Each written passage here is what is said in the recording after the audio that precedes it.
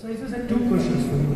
One was basically like in the past there was this intergovernment panel to look into the Indo-Nepal Friendship Treaty and specifically to look into Article 7. So what is the government's stand on this and has any decision been taken? That's question number one. And the question number two is that recently we've seen that like there's been some issues the issues regarding the Indo-China border and building up of villages in the areas which is beyond the LAC kind of thing. So has the government taken this particular issue with the other government, and what is the stand on this one too, sir? Just thank you. Easy question first. Indo-China border. You know that we have been the essential construct with China since 1988 has been that we will isolate the border-related issues. It will be handled by some at the level of special representatives in both countries, but we will go ahead with trade, with people-to-people ties, other areas. But that was predicated on peace and tranquility in the border areas. Now, what we have seen last year is multiple attempts at transgression of the line of actual control by China in eastern Ladakh. Obviously, that has contributed to anything but peace and tranquility in the border areas. That has actually disturbed the peace and tranquility. And as a result of which, we have not been able to lead normal ties. But we have been discussing even the issue of eastern Ladakh and the issues of last year with China in border talks. We've had 13 rounds of senior commanders talks. We've had several rounds of what is called the working mechanism. The last talk took place just earlier this week. Essentially, our point is very clear. You resolve the boundary issues, you resolve the border issues that were created by you, and we could move forward on the other issues. Until those issues are addressed, we will not be able to do what is a normal, conduct what is a normal relationship. Now, with regard to the Indo-Nepal treaty, I think we have always made it clear to Nepal that we are happy to sit down and discuss.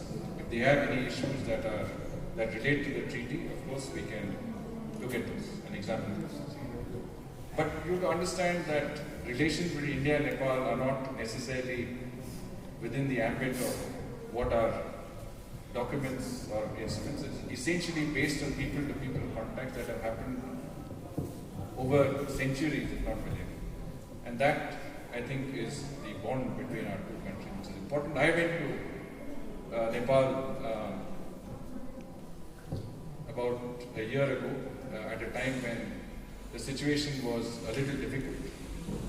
I think since then we have seen a much greater movement on all areas in our relationship with Nepal. I think it is very important that as neighboring countries, as countries that have the closest of ties, there should not be anything between our two countries.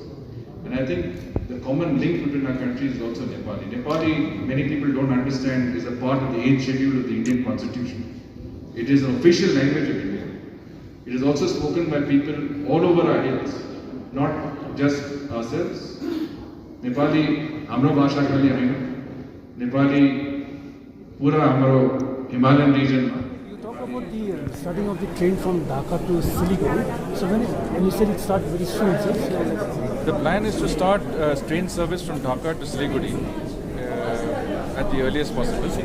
This will take advantage of the opening of the Chilahati-Haldibadi train route. As you know, this is the 6th railway connectivity, pre-1965 connectivity between India and Bangladesh. And I think it is an important connectivity for linking Bangladesh with North Bengal. And it will give a lot of opportunities in the transportation of goods and also people. So it will be a passenger train, right? And we are talking about, both. But obviously, it will start with goods. I think that is important. And then over a period of time, passenger. We already have passenger trains between Dhaka and Kolkata and from Khulna and Kolkata. So passenger train between Dhaka and Siliguri is something that will bring tourists, will bring people who want to come for medical treatment, and I think this is good for the region. Any time frame that you are working on? I think we're trying to operationalize it as soon as possible. Let an announcement be made. Must be aware of the political situation in Darjeeling, and from your ministry side, like, is there any initiative to contribute and to make better politically in that sense? Politically? Honestly speaking, I think what is politics is something that does not involve us. We are outside of Because politics. Darjeeling is situated in border areas. So your ministry must be concerned, aware.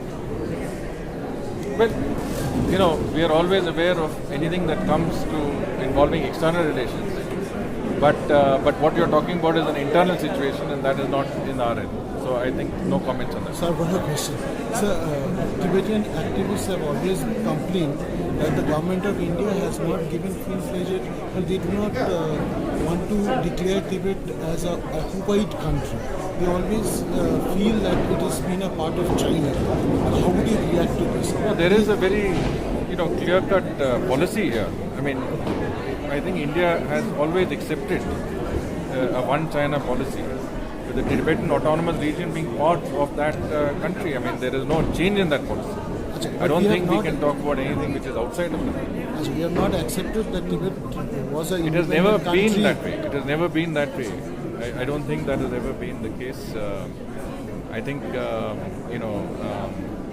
what is important is that, there is a consistency in terms of policy that we conduct with countries, between states. Somewhere we are mixing up what is a policy that we conduct vis-a-vis people who have sought refuge in India and conduct, cultural and other activities in India, and the policy of the state.